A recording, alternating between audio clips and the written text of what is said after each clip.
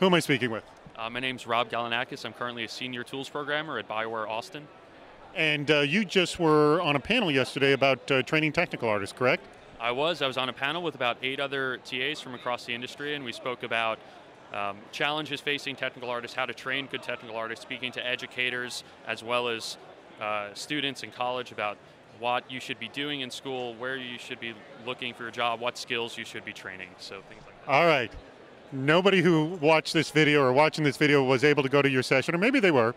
So give me a summary. Top three and unique answers, not the ones that I've heard all the time before, but top three things I need to know or be ready for training or as a technical artist.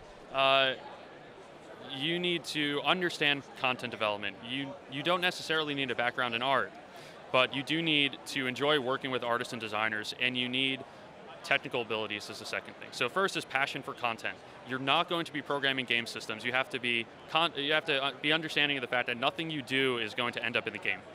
Second is you need... What does that mean? Nothing I do is going to be in the game? Go through that. Right, so I'm building tools, which means everything I do is so other people can work more effectively and make much more kick-ass content in a much more collaborative and iterative manner. But nothing I actually make is going to be in the game. I won't ever be able to play the Old Republic and say, I did that. And that's just the fact of life for tools programming, which is why so many people do it ineffectively, because they really want to be making content or they really want to be working on game systems. But to be a really effective tools programmer, you have to understand that at the apex of your profession, you will still not do anything that you can go home to mom and grandma and say, hey, I did that. Look at what I actually do at work. Still haven't figured out how to explain that to my parents. So. Okay, so what was the second thing? Second thing is you need programming ability. To be a technical artist, you are essentially a tools programmer that works for the art team, or is how I define it. So you can't just be writing shaders, you can't just be creating rigs, you really have to be really good at pick a language, pick 2 or 3 languages preferably, and understand how to write Python or understand how to write C#. Don't just limit yourself with MaxScript or Mel or whatever the packages give you. You really have to start investigating real programming practices and treat yourself like a real programmer. That would, I think, is the second most important thing to communicate to developing TAs and students. And the last item? The last item would be more focused towards the cultural aspect of it. In my talk yesterday, I talked about what I defined as a great TA, and I said a great TA is not defined by the shaders he builds or the rigs he constructs. He's defined by the cultural impact he can make at a studio. He or she can make at their studio.